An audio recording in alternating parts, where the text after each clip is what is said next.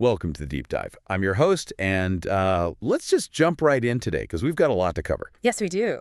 I'm your resident expert, and I am really excited to get into this one. So if you're between the ages of 30 and 65 right now, society basically tells you that you're supposed to be in the absolute prime of your life. Right. Like, this is the era when you've supposedly climbed the ladder, you've figured out who you are, and you have, some level of financial and emotional stability. That's the dream, anyway. Exactly. But sociologists and public health researchers, they've started using this different, much darker term for what's actually happening to modern midlife. Yeah. They're calling it deaths of despair. Yeah, it's a heavy phrase. It really is. And we are constantly bombarded with these statistics showing that middle-aged adults today are, well, they're vastly more stressed out, significantly unhealthier, and just overwhelmingly unhappier than their parents were at the exact same age. And it creates this incredibly grim narrative about modern adulthood, right? Like, it frames midlife not as this peak you reach, but as an inevitable, unavoidable downward spiral that we all just have to endure. Which honestly feels a bit like, I don't know, cultural gaslighting. Yeah, definitely. So we wanted to know, is this really an inescapable biological reality of aging in the modern world?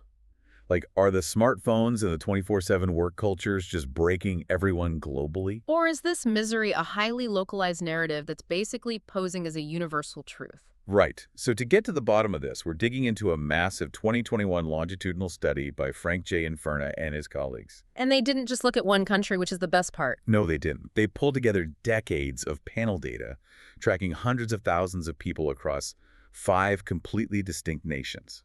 So we're talking about the United States, Australia, Germany, South Korea, and Mexico. So our core mission for this deep dive is to really look past those terrifying headlines.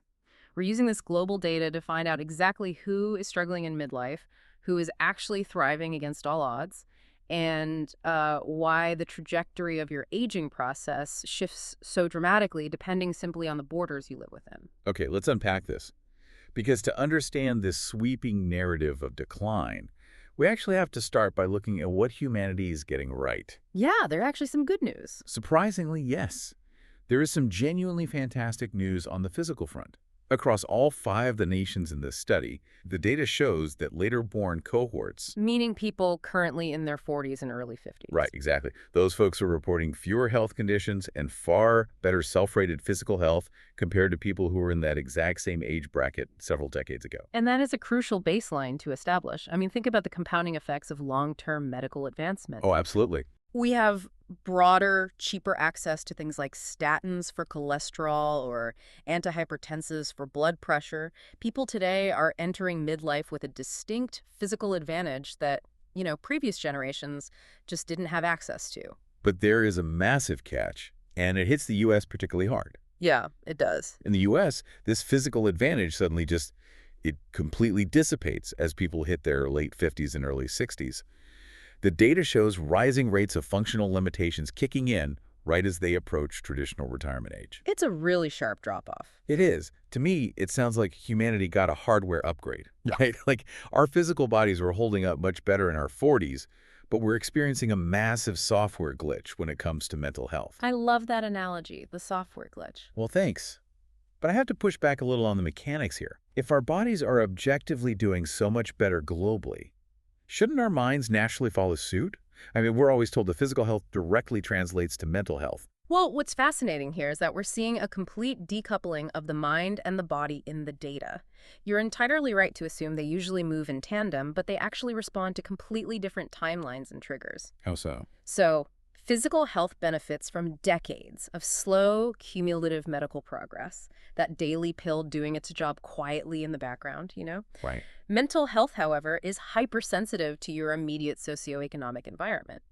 The study shows that in the US and Australia, adults are showing a massive, measurable spike in clinical depressive symptoms. Wow. Yeah, significantly lower life satisfaction and even poorer memory in later-born cohorts compared to earlier ones. Wait, poor memory. I can understand the stress and the depression, but actual cognitive decline in your 40s and 50s, that is alarming. It's deeply alarming, and it contradicts the long-held scientific belief that general cognition naturally improves generationally due to better nutrition and education. So what's actually causing that? Here's the mechanism behind it.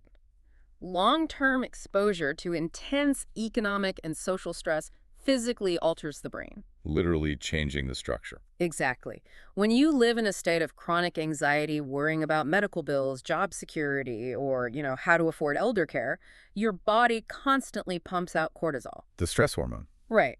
Over decades, that chronic stress response, which is known as allostatic load, literally degrades areas of the brain like the hippocampus, which is responsible for episodic memory. Oh, wow. So while your heart might be completely protected by a daily statin, your physical brain is bearing the full, unfiltered brunt of modern environmental stressors. That makes so much sense when you think about the lived reality of midlife right now. Think about your own expectations versus what you might be dealing with. It's a lot to handle. It is. You're trying to launch adult children into a historically brutal housing and job market while simultaneously caring for aging parents who are living longer than ever before, but often with complex chronic conditions. You're essentially squeezed in a generational vice grip. And if you're constantly anxious about how to fund that squeeze, that takes a cumulative toll that a physical hardware upgrade simply cannot fix. Right. Medicine can keep your heart beating, but it can't pay your parents' nursing home bill. So if the U.S. and Australia are physically healthier but mentally deteriorating, is this just the unavoidable price of living in a hyper-connected modern economy? Because the way we talk about it, the modern world is universally exhausting. You would naturally assume that, Good. but the study reveals a stark, almost unbelievable contrast. Okay. While the U.S. and Australia are on a very steep downward mental health trajectory, Germany, South Korea, and Mexico are moving in the exact opposite direction. Meaning they are actually getting better at handling midlife. Much better. Later-born cohorts in Germany, South Korea, and Mexico show historical improvements in mental health and cognition. Really? Yeah. Germany, for instance, saw a statistically huge leap in human happiness and life satisfaction for its later cohorts over just a few generations. Let me stop you there. Because if the modern world is inherently stressful, we all have smartphones destroying our attention spans. We're all navigating the gig economy. We all suffer through a terrifying 24/7 global news cycle. Sure. How on earth are middle-aged people in Germany, South Korea, and Mexico getting happier while Americans and Australians are sinking? To understand that, we first have to look at a brilliant methodological detail in the study. It's vital because it proves why the global narrative of misery is actually flawed. Okay, lay it on me. So a few years ago, the World Health Organization released a massive report claiming that depression was rising globally across all generations. But the WHO used cross-sectional data. Which means what exactly in human terms? It means they just took a snapshot of completely different people at one single moment in time. They compared a 50-year-old in 1990 to a totally different 50-year-old in 2010. Apples and oranges. Exactly. But this study by Infurna and his team uses longitudinal, within-person tracking. They tracked how the exact same individuals changed as they aged over decades. Wow, that's a huge difference. By doing this, they proved that the WHO's gloomy universal narrative is wrong. The misery isn't baked into the human condition, it is highly situational. So it's not the smartphones or the modern era itself, it's the environment. Precisely. And that brings us to the macro events that altered those environments. Why are those three specific countries thriving? It comes down to massive socioeconomic shifts that tangibly improved daily security. Hey, give me an example. Let's look at Germany. They experienced the fall of the Berlin Wall in 1989. That wasn't just a symbolic victory for democracy. Right. When the wall fell, it led to a massive expansion of the social safety net. So a German who was in their 20s back then entered their prime working years with subsidized childcare, affordable education, and state-backed healthcare. Oh, I see. They weren't draining their savings to survive, which protected their brains from those decades of chronic cortisol exposure we talked about earlier. They literally changed their cognitive future through political and economic unification. They did. Then look at South Korea. They went through a devastating Asian financial crisis in 1997. Which was huge. It was an incredibly dark period, but their recovery was transformative.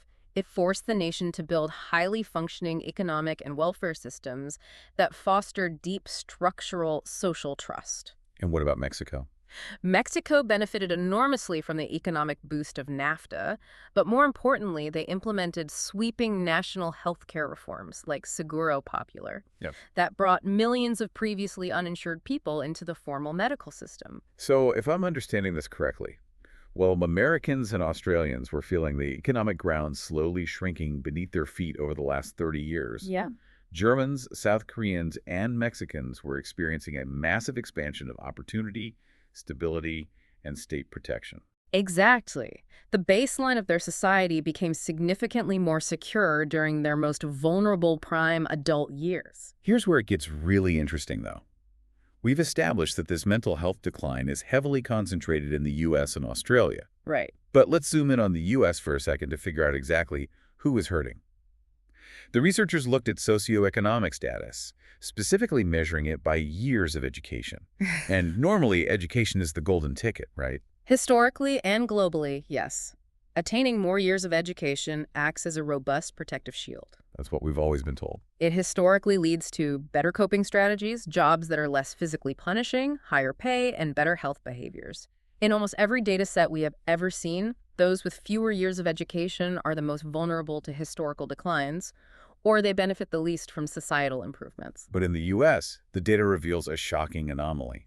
The protective effect of a college education is actually dissipating for later-born cohorts. It's why. For Americans born in the 1960s, those with a college degree are reporting stronger increases in depressive symptoms, steeper declines in self-rated health, and lower levels of episodic memory across midlife than their well-educated peers from earlier decades. And the gap between high school and college graduates' well-being is shrinking. But not because high school graduates are suddenly doing immensely better, right? No, it's because college graduates are sinking faster. It is a profound structural shift in the American social contract. I have to challenge the premise of this entire system then. Go for it.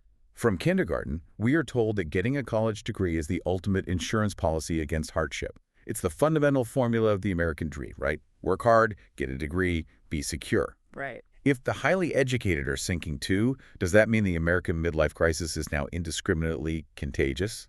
Is that educational shield just totally useless now? It used to be an insurance policy, but the math has fundamentally changed. If we connect this to the bigger picture, it makes a tragic kind of sense. First, you have the mechanism of degree inflation. Meaning everyone has one. Meaning jobs that used to require a high school diploma now demand a bachelor's degree, but the pay and the security haven't scaled accordingly. Oh, got it. You're paying vastly more for the ticket to entry, but the prize is smaller.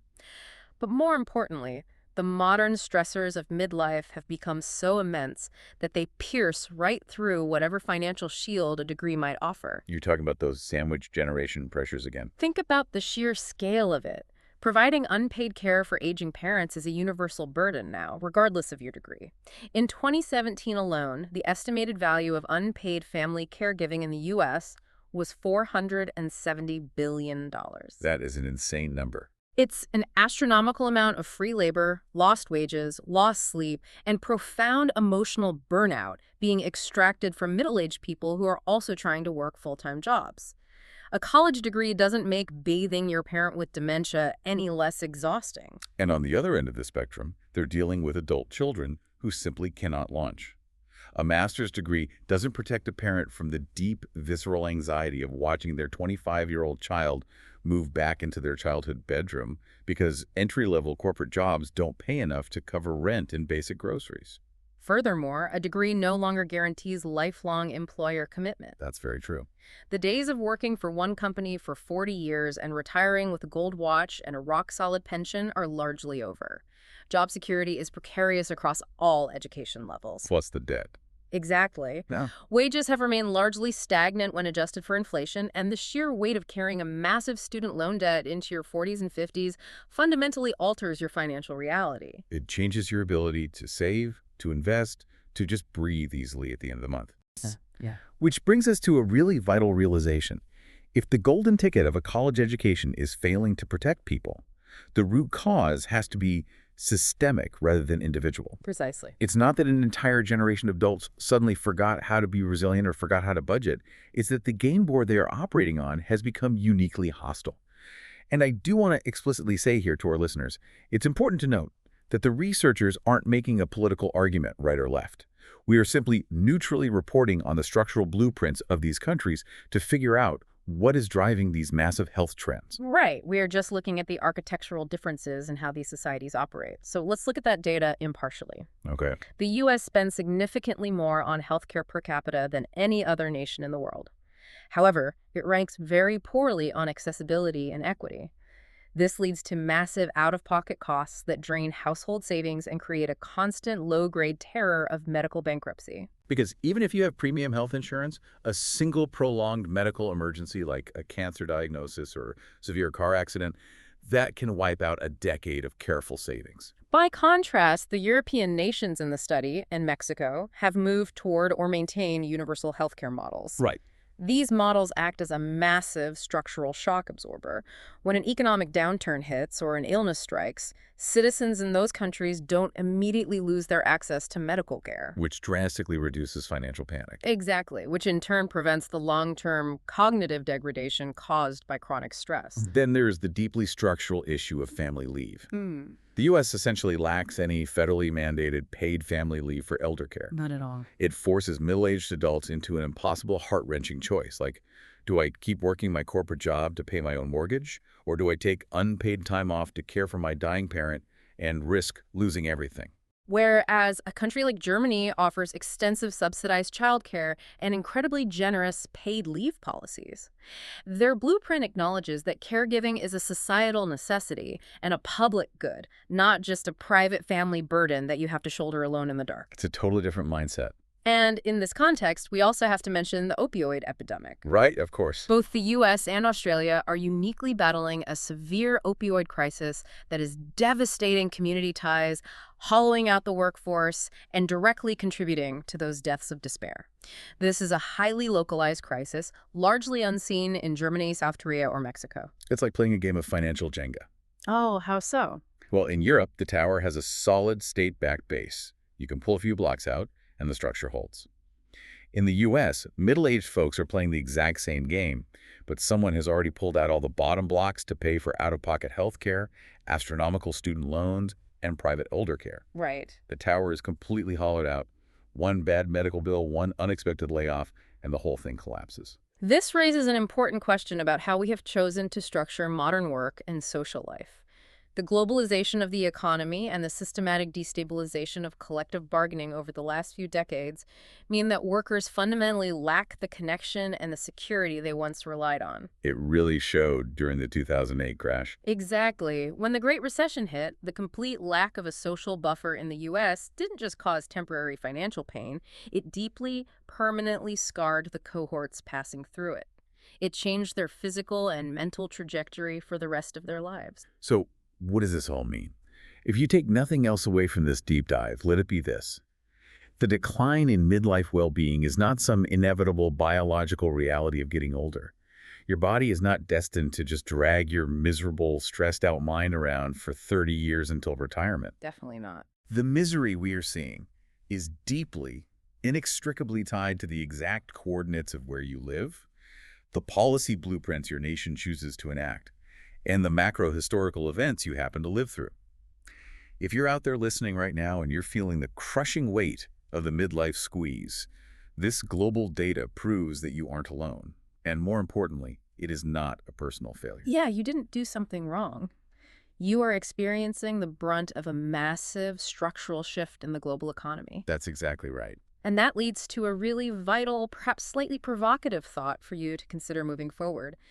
We talked heavily about the pressures of the sandwich generation being squeezed between aging parents and adult children. Right. The researchers note that middle-aged adults today already have far fewer siblings to help share that intense burden of caregiving than previous generations did. Right. Family sizes have been shrinking for decades. But look ahead to the next 20 or 30 years. Global birth rates are currently plummeting to historic, unprecedented lows. More and more people are remaining unpartnered or actively choosing to be childless.